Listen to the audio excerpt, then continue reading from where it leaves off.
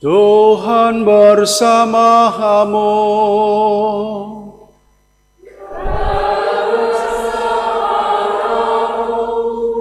Inilah Injil suci menurut Lukas.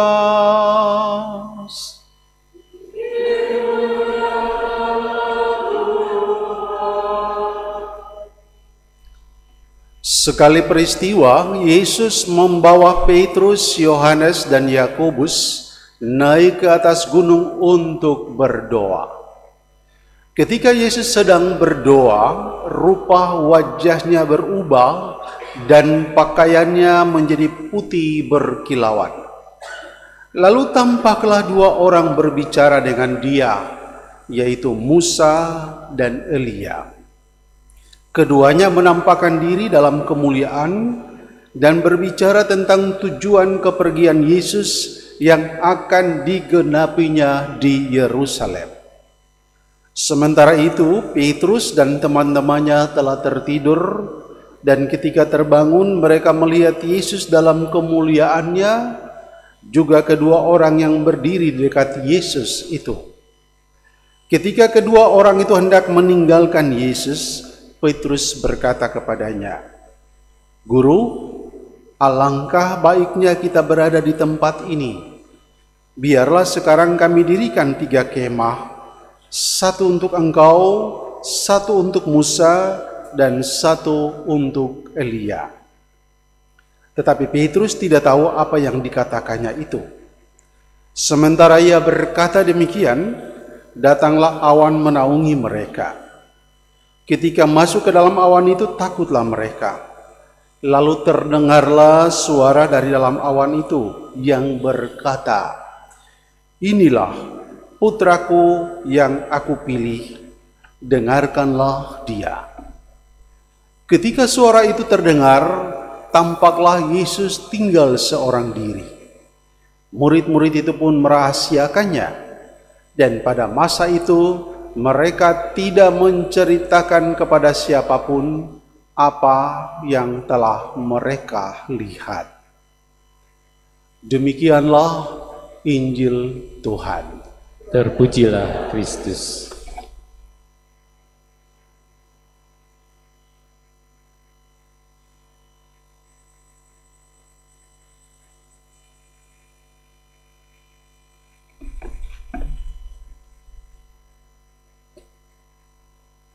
Selamat sore semua. Apakah di belakang dengar suara saya? Semoga di luar juga bisa mendengarkan suara saya. Tadi sebelum misa, ada seorang umat terkasih datang menyampaikan kepada saya, "Romo, nanti sebentar ngomongnya agak keras. Soalnya di luar itu kurang dengar suara aku." Dalam hati dongkol juga seperti itu ya. Apakah suara saya atau sound system? Tapi tadi saya pikir benar juga ini ibu ya, gitu ya. Jadi saya terima kasih kepada ibu yang tadi mengingatkan saya untuk mengeraskan suara saya supaya umat bisa mendengar ya. Kalau orang tidak mendengarkan dengan baik, maka dia akan sulit juga untuk mengerti apa yang disampaikan atau apa yang dikatakan. Dan ini persoalan yang dialami oleh para murid yang kita dengarkan di dalam Injil. Kalau Anda membaca teks ini dari ayat 22 sampai 27, di sana dikatakan bahwa 8 hari sesudah pengajarannya, Tuhan mengajak 3 orang murid untuk naik ke atas gunung. Nah, apa yang diajarkan sebelum mereka naik ke atas gunung?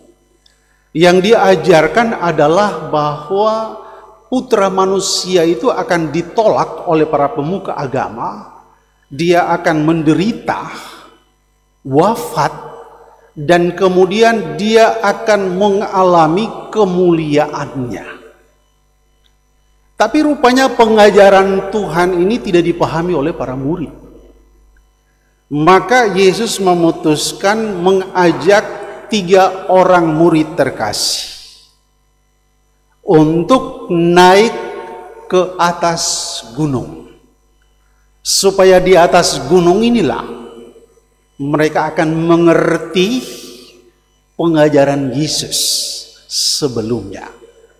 Di atas gunung inilah mereka mengerti bahwa kemuliaan itu selalu didahului dengan yang namanya penderitaan. Karena itu dia ajak mereka ke gunung. Kalau kita membaca kisah-kisah di dalam Perjanjian Lama, itu ada banyak peristiwa mulia, ada banyak peristiwa agung yang terjadi di puncak gunung. Contoh, pertemuan antara Yahweh dengan Musa. Atau pertemuan antara Yahweh dengan Elia. Tetapi Bapak Ibu, hal-hal yang mulia itu tidak hanya terjadi di atas gunung. Ada hal-hal yang memilukan yang juga terjadi di atas gunung. Dan ini poin yang mau diceritakan Yesus kepada para murid. Bahwa tidak selamanya di atas gunung itu ada kemuliaan. Tetapi di atas gunung itu ada yang namanya penderitaan. Maka kita mengenal yang namanya gunung atau bukit Golgota, tempat di mana di sana Yesus mengalami penderitaan, tetapi sekaligus dia mengalami kemuliaan. Nah, Tuhan mengajak 3 orang muridnya ini untuk naik ke atas gunung. Hal yang pertama dilakukan adalah dia mengajak mereka untuk berdoa. Mengapa dia ajak mereka untuk berdoa? Supaya mereka semakin dekat dengan Tuhan, tetapi sekaligus supaya mereka mampu mengerti apa yang diajarkan Tuhan, apa yang dikehendaki Tuhan kepada mereka. Dan itulah yang ditampakkan oleh Tuhan dalam peristiwa yang kita kenal dengan nama transfigurasi. Allah, Tuhan menampakkan dirinya di dalam kemuliaan. Para murid begitu senang karena bisa melihat wajah Yesus yang berkilau dengan pakaian putih yang indah. Dan rasa-rasanya mereka tidak mau turun. Maka mereka mengatakan, baiklah kita mendirikan 3 kemah. 1 untuk engkau, 1 untuk Musa, dan 1 untuk Elia. Lagi-lagi mereka belum memahami secara penuh peristiwa transfigurasi itu. Yang ada di dalam benak mereka adalah bahwa mereka sekarang ada bersama dengan Tuhan di atas gunung dan mengalami kemuliaan, keindahan, kemegahan yang luar biasa. Tapi Tuhan mengatakan bahwa di balik kemuliaan di atas gunung ada juga penderitaan, ada juga kesulitan, ada juga tantangan. Maka Yesus mengajak para murid untuk tidak hanya tinggal di atas gunung, tapi mereka harus turun ke bawah. Untuk apa? Untuk mengalami penderitaan seperti Kristus. Dan benar, sesudah kemuliaan itu, Tuhan mengalami penderitaan yang hebat di puncak Gunung Golgota. Tetapi kematian itu tidak lalu kemudian membuat semua orang menjadi putus asa. Para murid menjadi putus asa.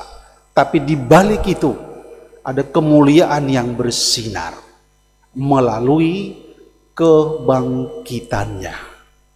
Karena itu di dalam bacaan kedua Tuhan mengatakan bahwa Orang yang memalingkan wajahnya dari salib Kristus, dia akan mengalami penderitaan yang panjang. Tapi kalau dia menatap salib Kristus, dia akan mengalami kemuliaan. Kemuliaan itu didapatkan setelah kematian. Maka bagi kita orang-orang beriman, penderitaan bahkan kematian bukanlah akhir dari sebuah pesiaran hidup, tapi pintu masuk kepada kemuliaan bersama dengan Bapa di sorga. Tuhan mengalami kemuliaan salib dalam kebangkitannya, maka dia memberikan pula jaminan kepada setiap orang. Teristimewa di dalam masa prapaskah ini, bahwa kelak sesudah kehidupan ini, kita juga akan mengalami kemuliaan bersama dengan Tuhan. Dan yang paling menarik di sana adalah di dalam kemuliaan di gunung itu, Tabor itu, ada suara yang berseru-seru. Inilah putraku yang terkasih, dengarkanlah dia. Para murid tidak hanya diajak berdoa untuk menangkap apa yang menjadi kehendak Tuhan. Para murid tidak hanya diajak untuk melihat kemuliaan Tuhan dan kemudian merenungkan bahwa dari kemuliaan itu harus diawali dengan penderitaan yang panjang. Tetapi juga hal yang ketiga adalah Tuhan Bapa di sorga mengatakan kepada mereka, inilah putraku yang terkasih, dengarkanlah dia. Bapa memperkenalkan Kristus yang akan mengalami penderitaan itu dan yang akan mengalami kemuliaan itu kepada para murid, seraya menegaskan supaya mereka selalu mendengarkan dia. Inilah putraku yang terkasih. Mau mengatakan bahwa satu-satunya putra tunggal yang dikasihi Tuhan, yang dikehendaki Tuhan, yang kemudian menjadi juru selamat, yang kemudian bisa menuntun membimbing kita adalah Kristus. Karena itu Bapa mengatakan, dengarkanlah dia. Para murid mendengarkan dia, para nabi mendengarkan dia, dan karena ketekunan dan kesetiaan mereka mendengarkan Tuhan, mereka pun mengalami kemuliaan. Masa Prapaskah menjadi masa istimewa bagi setiap dari kita untuk belajar mendengarkan Tuhan, untuk belajar mendengarkan Dia di dalam firman-Nya. Budaya kita, kadang-kadang kita lebih banyak suka berbicara daripada mendengarkan. Saya tadi menyadari juga, saya harus dengar umat juga, termasuk teguran dan nasihat. Meskipun kadang-kadang jengkel, tetapi mendengarkan itu penting, seperti yang Tuhan sampaikan pada sore menjelang malam hari ini. Dengarkan Tuhan, supaya engkau tahu apa yang Tuhan mau, apa yang Tuhan kehendaki untuk hidupmu, untuk pesiaraanmu, untuk pergumulan-pergumulan yang kita hadapi. Tuhan melalui Paus Fransiskus berulang kali mengingatkan kita supaya mendengarkan dengan hati, supaya dengan demikian kita tahu sekali lagi apa yang Tuhan mau, apa yang Tuhan kehendaki untuk hidup kita. Retret Agung menjadi kesempatan bagi setiap dari kita untuk mengasah pendengaran kita, mendengarkan Tuhan, mendengarkan firman-Nya. Karena dengan mendengarkan Dia, kita pun akan mengalami kemuliaan sebagaimana Tuhan sendiri mengalaminya. Semoga demikian. Amin.